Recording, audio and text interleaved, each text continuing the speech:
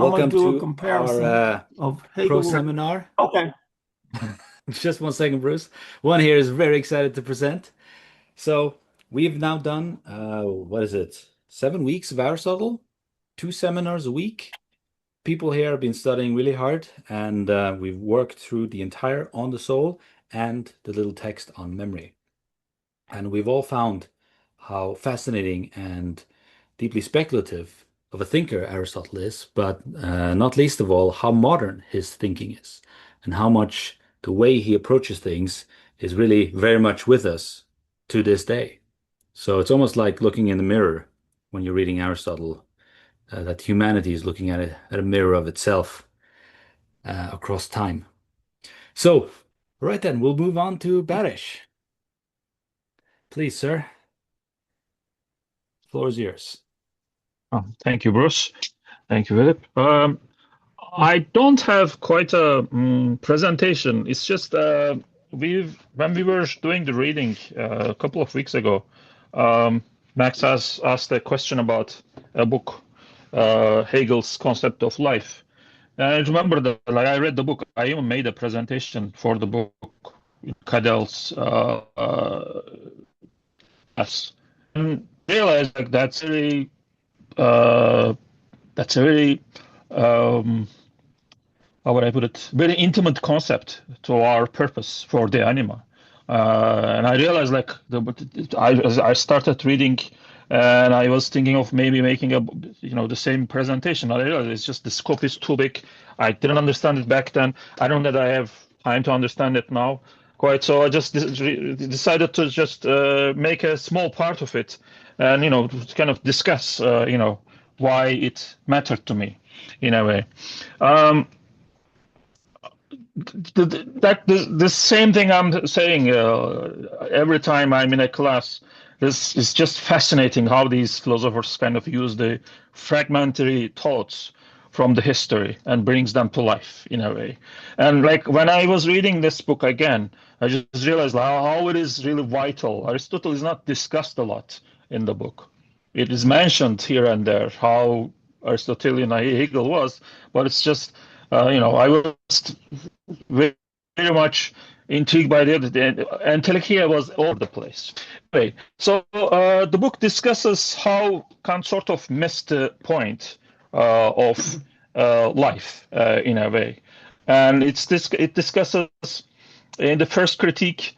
There's this a priori concept versus the empirical concept, and then empirical concept is thing that that's not typical, that we learn things using the a priori concepts, and by observing these empirical concepts, although they are contingent, they are near universal too. That's why we learn. That is one of the things that Kant has commented. And yet, it also says that Kant has a point. He can justify how these concepts are kind of accumulated. The learning part of it is missing some, still doesn't defend the thinking thought against the kind of the transcendental chaos. It says transcendental chaos, meaning like there's some regularity in the nature. We don't expect we expect things to happen continuously, repeatedly in nature, and that's how nature works. And yet this has to be accounted somewhere, and the book says Kant couldn't account it, at least not in the first critique. This sort of his empirical concept and the idea that how this empirical concept helps us to under nature is not on solid ground. But then Karen, the author, says that in the third critique, Kant seems to introduce the purposiveness, inner purposiveness, the idea of inner purposiveness to the judgment, meaning that when we are discussing any concept, this concept comes with the purposiveness in it, and especially the nature. And that's where sort of the relation of the book and what we study together in the anima really touches together. Inner purpose, again, is something that Aristotle has discussed. Basically, there's this the idea of nature. In nature, there are things that have ends in themselves, meaning that they just produce themselves, and then there is an artist, and the artist creates something. I build a house. I decide what that house is, how that the shape of the house is, etc. That's external purposiveness. Kant uses this distinction to come up with there's this purposiveness plays a role in our judgments, basically. Um, this is especially true, for example, in one area, Kant apparently discusses the idea of a tree. How do we know a tree is a tree, or how do we kind of distinguish different kinds of trees, etc. Again, there the idea of inner purposiveness comes into play. We can't just really, look at the different shapes of the leaves and different shape of the branches, the longitude of them, etc., the trunk, etc., to really say this tree is a maple, this tree is a spruce, etc. It is something else that needs to come into play, and that's kind of the sort of the liveness of the tree plays a role. So it sort of reminded me of how philosophy always kinds of makes you lose some ground in a way. Your assumptions, you just when you're talking something, there's always some sense of an assumption that you never questioned about, and yet there's always that sort of somebody thinks about what if, which I just clarify all the assumptions in that statement. That's just what reminded me of, basically. That sort of, as I said, this is not a kind of a full presentation. It's just that how kind of something simple, very simple, is such a powerful thing. I'll just since the start of the course, Aristotle became far kind of a bigger figure to me.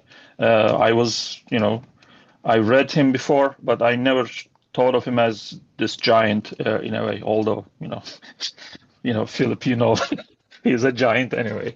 Yeah. So that I guess that's all I could say. Really, it is just really this sort of distilling of meaning, distilling of how we are using thinking, how we use these concepts in thinking, are again fascinating. Thanks, Baris. Okay. Very interesting reflections. I want to poke you a little bit, if that's okay.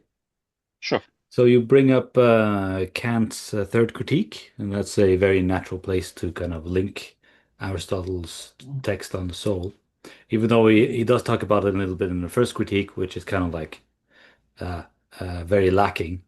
But in Aristotle, we learn about this concept of entelecheia, being at work, staying itself, right? That we discussed. And in Kant's third critique, he speaks about natural purpose. You mentioned that just now.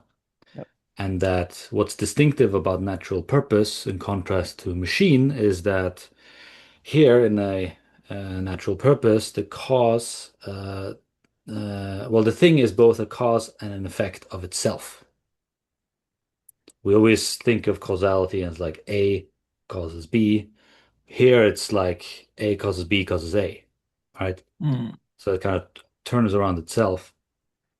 And he kind of outlines three distinctive ways in which this occurs in living beings, and that is they are self-generating in terms of species, right? A tree produces what? A beaver? A hamster? No, it produces another tree, right? So life kind of reproduces its own form through time. And he talks about self-maintenance, right? All living organisms don't just, spontaneously assemble and then disassemble. They are there because they take nutrients from their environment, right? Mhm. The takes foreign matter and puts it and transforms it into itself, right? And it uses that Mhm. to develop. And then another thing is that unlike a machine, it's kind of has built into itself self-preservation and repair. If one part is damaged, it can sort of repair itself, to a large extent. If you get a wound, the body will sort of fix itself, right? And these things sound very Aristotelian, right? Yeah. It's like we just read this stuff basically from Aristotle. He talks about these features. They're all there, right? He noticed them. Um, but I think here is the big sort of difference between the two. For Kant, natural purpose is only ever something regulative, not constitutive.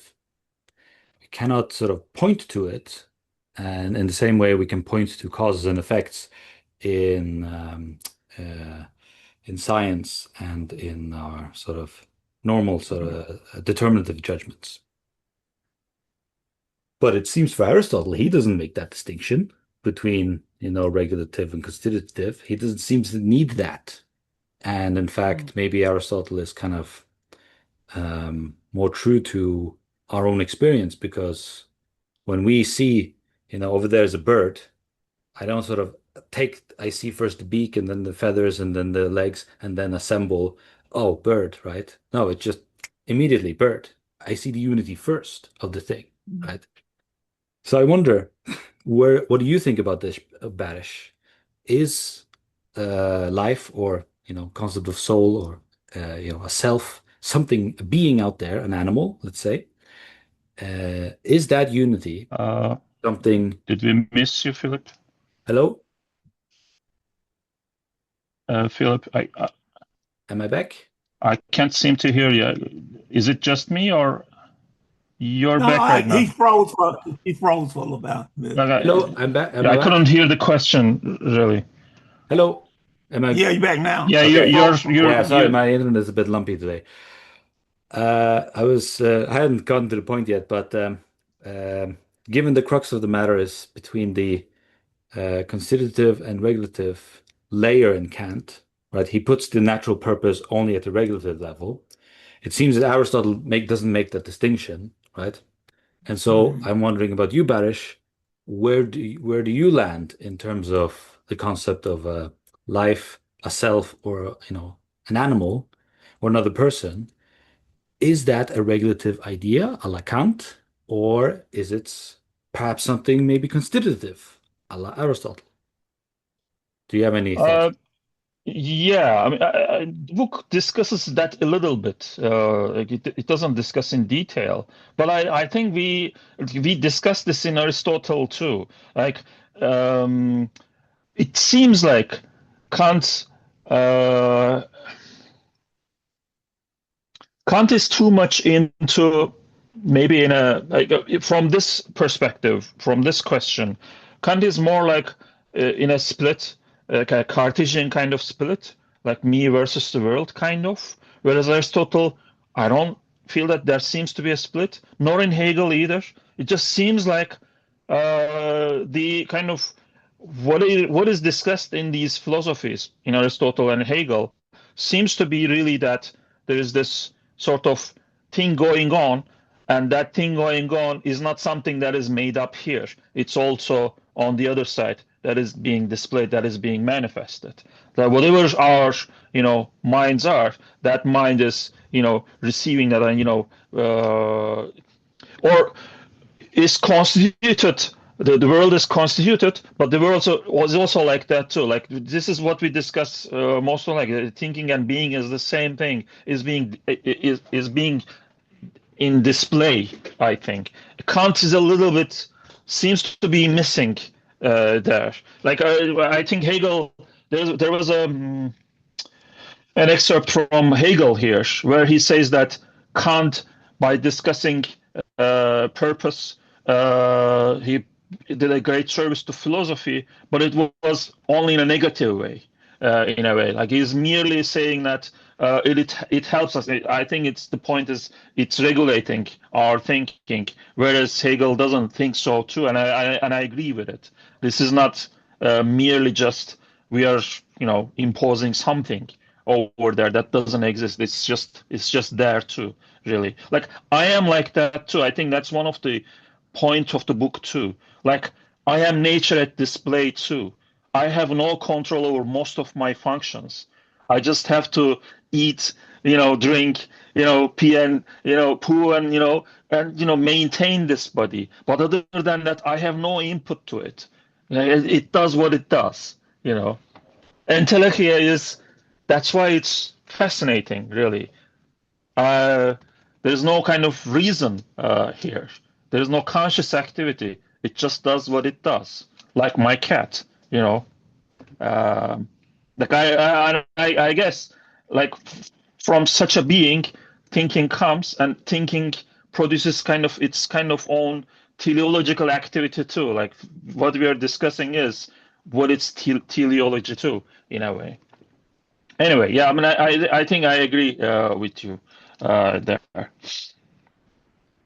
So just for the record, you're leaning on the constitutive side with Aristotle. Yes, Yeah. like And that natural purpose isn't just something we must see there in the animal as if it's there. Aristotle says it is there. Otherwise, there wouldn't yes, be an animal. The animal yes, has this form such that it reproduces itself and works at staying that way actively, right? On many levels. yes, Yeah. yes, yeah. I mean, exactly. That's why like Aristotle sounds very modern to me. Like, and he just sort of came like there was only Plato before him, and then bam, the man said these things. And then bam. Yeah. Huge, Yeah, I exactly. know. Like, I mean, and then there was when we think about the history of philosophy, like, I mean, if I didn't read these things, if there was no such things to read, I wouldn't be able to think about these things. I mean, Well, maybe I would. I don't know. I mean, but it's really these are huge stuff. yes. Uh, I think everybody is capable of picking it up on their own, some of it. But the great power we have as human beings in our rational souls and so on is language and memory and right, all these things that enable us to share knowledge at the yeah. level that we do. Yeah, I think I mean, sorry, Bruce, I has a question for you. Yeah, about purpose. I'm trying about purpose. Uh, I have to go back to Heidegger. Of But course. anyway, Heidegger would say what purpose is, what in German is Unwillen. What it is everything that you do, if you're not even thinking about it, is for a purpose. If you're making shoes, at the end of the day, it's for you or fit it to somebody, clothes or anything. He goes the idea of a workshop, villain. And that would make you, and really what purpose is, he interprets the future in so many ways. And the future is the primary mode of time, not the present.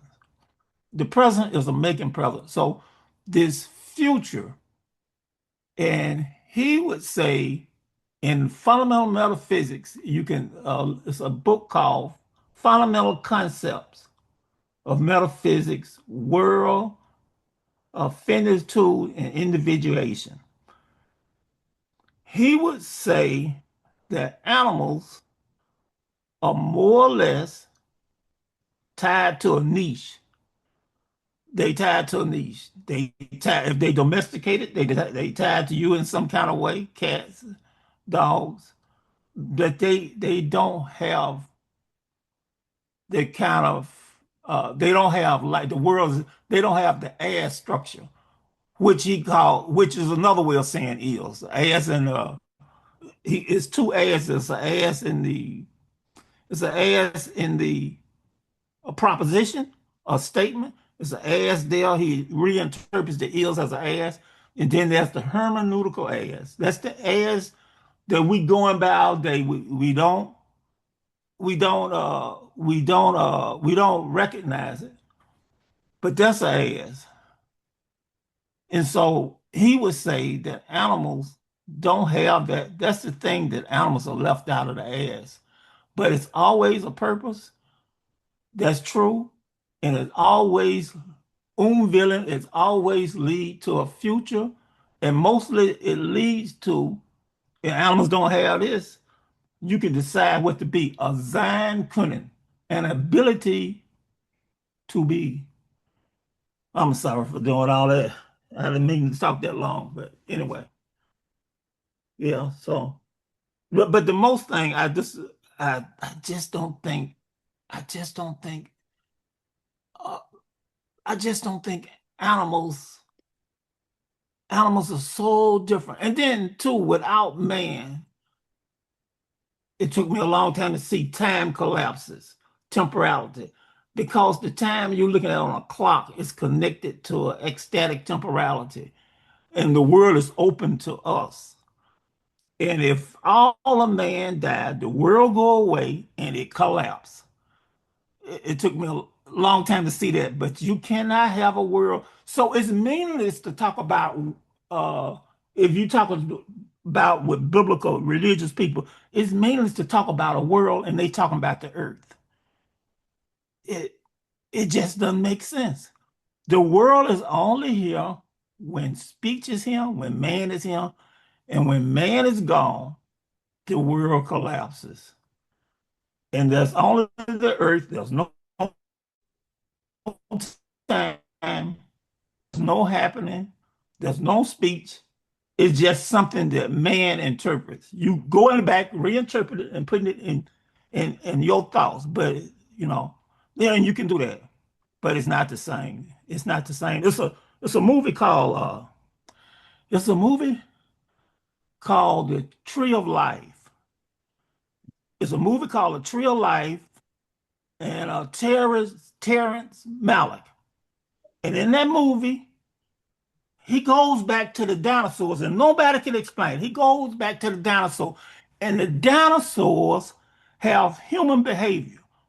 And I believe what Malik is saying, the reason the dinosaurs got human behavior is because he's saying there's what we're talking about the dinosaur, saying about the dinosaurs or anything in the past is we're there, and that's our interpretation. There's It's we reinterpreted it. That's how the dinosaurs act like us. Yeah, that's all I have to say. I'm talking too much. I didn't mean to take up. Where man is not, nature is barren, says William Blake. Yeah, yeah. Baris, you want to respond to that? Um, no, I think, yeah, I mean, I can't say much more than what Bruce said, really.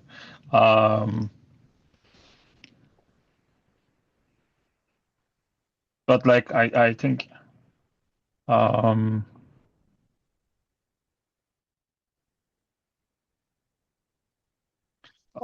there's this sort of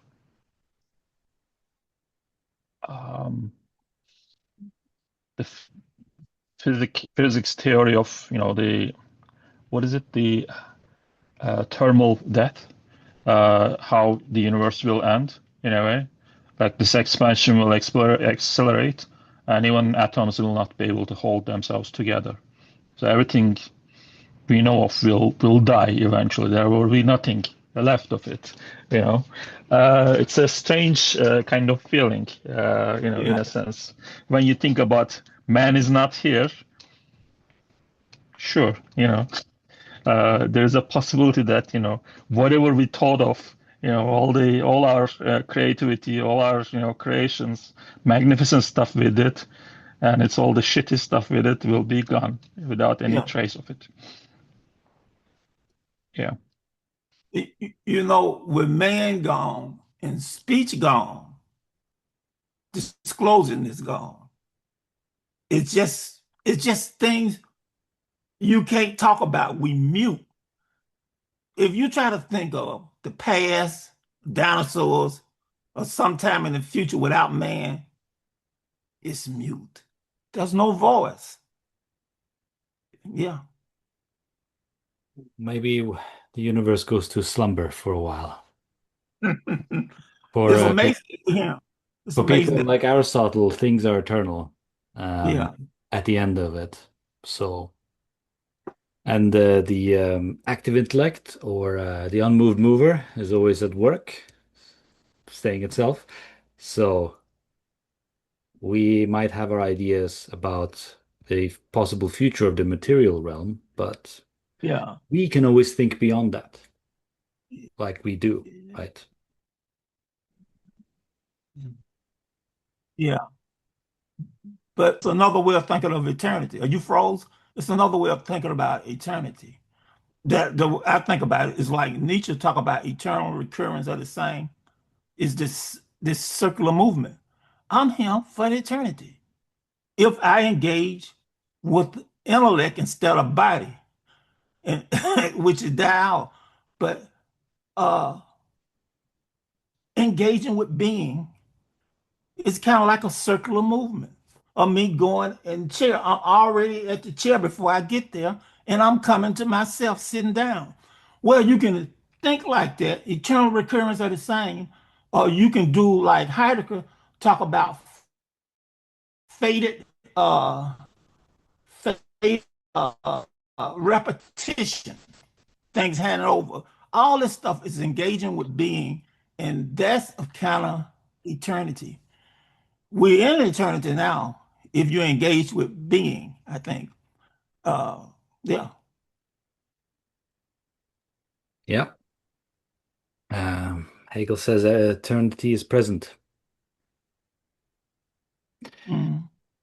Well, guys, thanks so much for this. It's been a very illuminating discussion. Thank you all for tuning in.